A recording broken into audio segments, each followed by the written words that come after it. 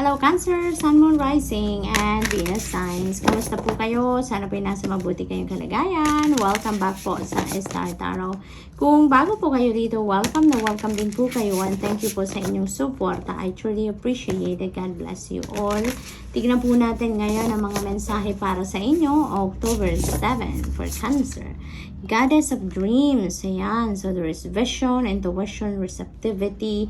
Ang napipick up ko dito for you, Cancer, maaaring you are given guidance through your dreams. Maaring meron kayong mga vision, no? Nakikita dyan. Maaring meron din kayong mga intuitive messages din na nare-receive. Maaring ganun din ang ganap. And they are all guidance, no? They are all guidance for you. Maaring pinagdadasal ninyo na gabayan kayo ng yung spirit team, kaya pinapadalhan kayo ng mga gabay through your dreams and through your intuition or through your vision, you know. Or maaari din naman na you really have a situation ngayon na kailangan ninyo ng gabay because you are divinely guided, protected, and guarded at all times, Cancer. Kaya naman meron agad, no? Kahit hindi pa naman ninyo hinihingi, may pinapadala na sa inyong mga gabay ang inyong spirit team to guide you dito as you navigate kung ano man ang sitwasyon ninyo na ito, no? So that's really good. It's beautiful. What else? We have number 14, family tree. Ayan. So, expansion, legacy. Maaring yung gabay na binibigay sa inyo dito is related dito sa pinaplano ninyo, no? Na expansion or maaring dito, sitwasyon ninyo sa pamilya, no? So, whatever the case may be, pinapakita lang dito ng spirit team ninyo kung gaano kayo kamahal, gaano kayo ka-protektado, yung lagi kayong ginagabayan ng iyong spirit team. Humingi man kayo ng tulong or hindi, lagi silang nandyan sa'yo, no? So, what else? We have kinship. Ayan. So, talaga, no? And even the people around you, you know, laging nakasuporta sa inyo, Cancer. Kahit yung mga kaibigan ninyo, mga katrabaho ninyo, you have built a very beautiful community with them, no? Parang there is a sense of belongingness talaga. There is a sense of family talaga kahit hindi mo sila kadugo, you know? Kahit saan ka makarating, kahit saan ka ilagay, kahit saan ka mapunta, you know, lagi kang minamahal ng mga taong nasa paligid mo. Yun ang akin napipick up dito, Cancer. You are well appreciated, no? Lagi kang tinuturing na pamilya ng kahit saan mang grupo ka mapunta, no? So you are very blessed talaga. Beneath the surface, ayan, hidden truth, something unknown. Ayan, so meron kang gustong madiskubre dito siguro, no, Cancer. Meron kang gustong madiskubre. Meron ka sigurong gustong alamin, no? You are curious about something dito. You are curious about something. Maaring may nararamdaman ka na something is off with some bagay-bagay or pangyayari sa buhay ninyo. At maaring yon ang inihihingi din ninyo ng gabay. Yun ang inihihingi ninyo ng clarity, ng enlightenment on how you're going to find out or ma-find out na ninyo kung ano man yun, no? So, maaring ganun ang ganap dito, Cancer. So, what else? We have achievement, ayan, completion and reward. Ayan, Cancer, napakaswerte ninyo. There is going to be success dito in some of your endeavors. Maaring meron na kayong matatapos na proyekto or maaring meron na kayong ditong matatapos na trabaho or ginagawa and you are going to finish it na with flying colors pa, no? So, talagang pagtatagumpayan ninyo ito kung ano man itong ginagawa ninyo. There's going to be achievement, accomplishments dito and maybe related yan sa trabaho, career, or negosyo ninyo, you know, and you will be rewarded dito, no? Financial reward, yun ang akin napipick up dito for some of you. Kaya, congratulations. And good luck, Cancer. That's all I have for you for today. I hope nakatulong ang mga mensaheng ito in some way. Thank you for watching. Love and light. Namaste. Hello Scorpio, Sun, Moon, Rising, and Venus signs. Kamusta po kayo? Sana po nasa mabuti kayong kalagayan. Welcome back po sa Star Tarot. Kung bago po kayo dito, welcome na welcome din po kayo. Thank you po sa inyong support. I truly appreciate it. God bless you all. Tignan po natin ngayon ang mga mensahe ninyo for October 7, Scorpio. Freedom. Yan, napakaganda, no? Moving on and letting go. So, napakaganda nito. Promising, kumbaga, ng energy na to. Kasi, finally, no? Scorpio, you are, tawag dito, naglalakas loob kayo, no? You are taking courage dito to let go, no? Nang sa gayon, makapag-move on na kayo sa buhay. Maaring letting go ito ng mga bagahe ninyo sa dibdib. You know, yung mga bagahe ninyo from your past relationships or past experiences. Finally, no, kung ano man yung mga nagpapabigat sa inyong dibdib, finally, you are releasing them. Nang sa gayon, mabigyan na ninyo ng pagkakataon ng sarili ninyo na makapagsimulang muli ng bagong buhay, makapag-move on na kayo, maka-liberate na kayo ng sarili ninyo from whatever this is, emotional baggages, emotional wounds, or mga resentments pa na maaring matagal na ninyong na-harbor yan sa dibdib ninyo. So ngayon, you will be feeling at peace, no? You will be surrounding yourself with serenity na finally. Nararamdaman ko dito yung gaang sa pakiramdam ninyo, Scorpio, dahil kayo ay handa nang mag-let go at mag-move on. So, congratulations! Nako, napakalakas ng palakpak ko para sa inyo, Scorpio. We have soulful appreciation. Ayan, heartfelt gratitude. Ayan. So, parang nire-remind din kayo dito, Scorpio, no? For some of you dito, na lagi tayong maging appreciative, lagi tayong mag-practice ng gratitude attitude doon sa Divine Universe, sa spirit team natin, sa lahat ng blessings, no? Sa lahat ng biyayang natatanggap natin, no? Maliit man yan, mabigat man, magaan, malaki, konti man, or marami, it doesn't matter, no? Quantity is not the issue dito, no? But kung ano ang na-receive natin, kung ano ang nare-receive natin na biyaya, big or small, no? It doesn't matter. Lagi tayong dapat magpapasalamat. Lagi tayong dapat mag-appreciate, no? Na kung ano ang nare-receive natin. Because the more na mas nagpapasalamat tayo, mas the more na binibiyayaan tayo, 'di ba?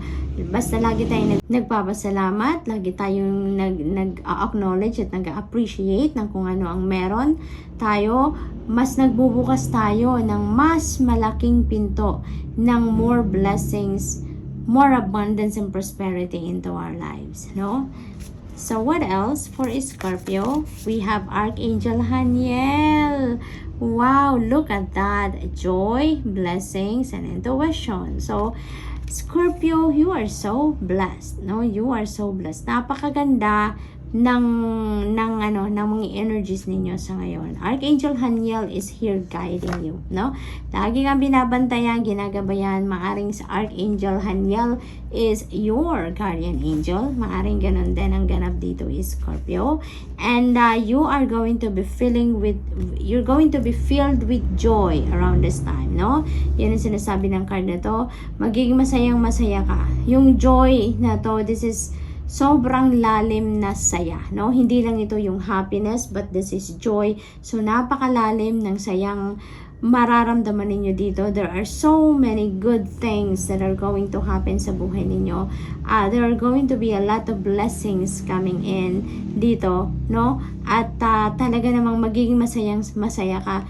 Dahil unang-una, you are letting go, you are moving on, and you are walking towards happiness dito. You are walking towards newness, new life, new hope. Diba? Kaya marami kang rason para para magpasalamat. Maraming rason dito para ikaw ay maging masaya talaga, Scorpio, no? And you are divinely guided, no? Lagi kang ginagabayan ni Archangel Haniel, ginagabayan ka ng Panginoon, ng iyong spirit team dito, no?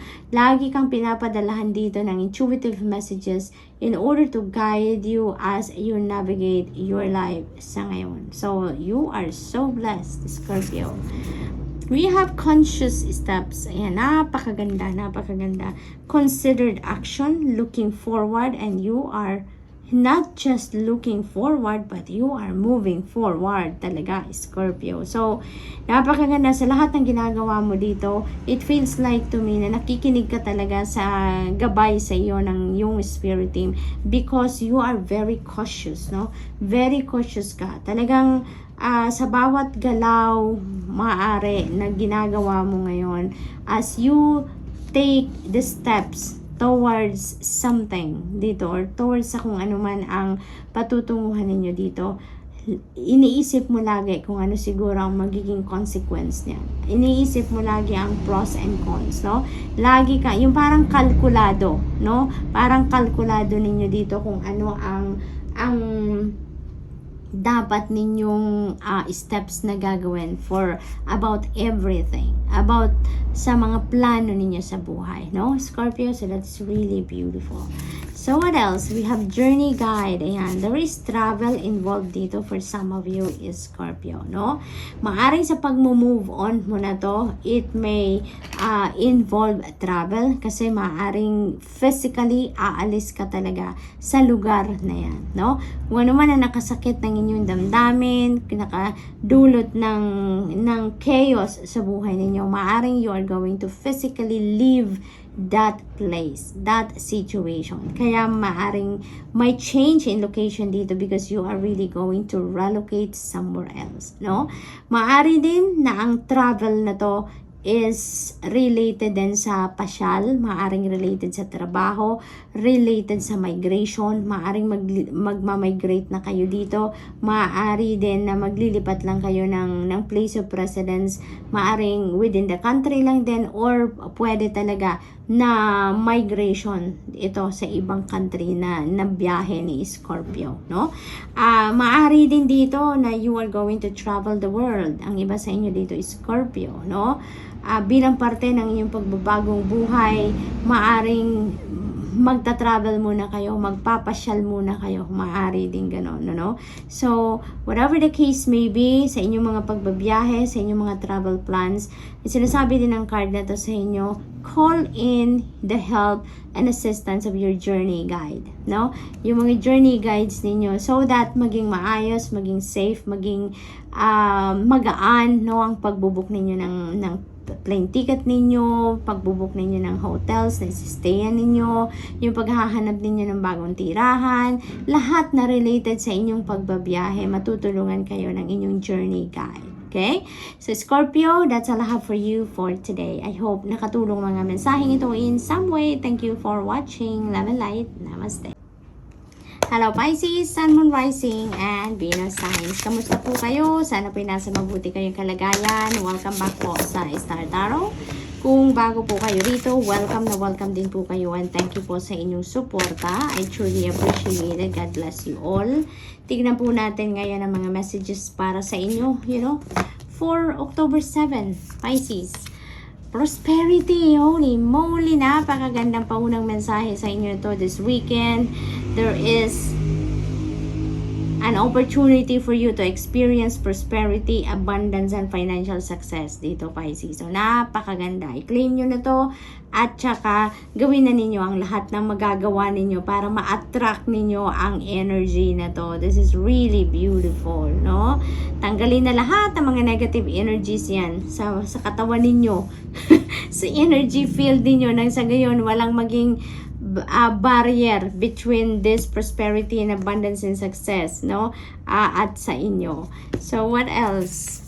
We have face entanglement, yan, emotional influence. Maaring maraming dito, sabi-sabi, no? Na nare-receive kayo. Maaring napapaligiran kayo dito, Pisces, ng mga Marisol at Marites, no?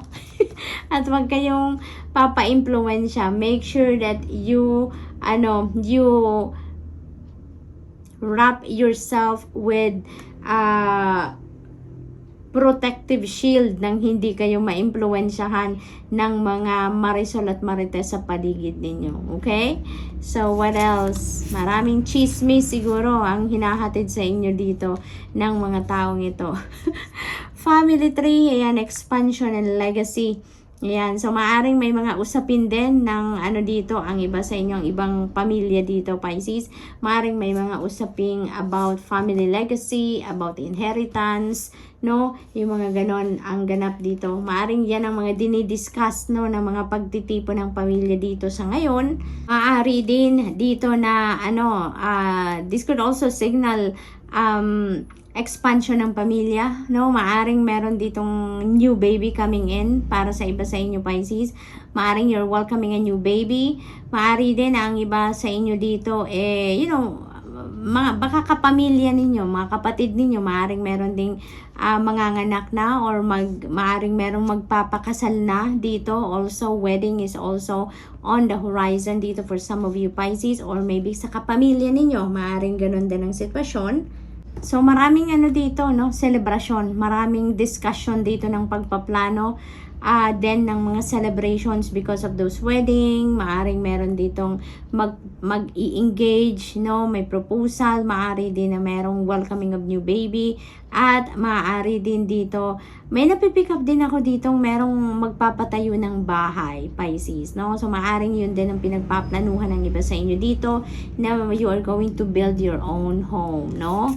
So, congrats. We also have past life guides, karmic lessons, and present assistance. Ayan, you know what, Pisces, talagang kayo, no? Ginagabayan din kayo ng mga ninyo, mga elders ninyo, na mga kapamilya ninyo na nag-pass on na on the other side.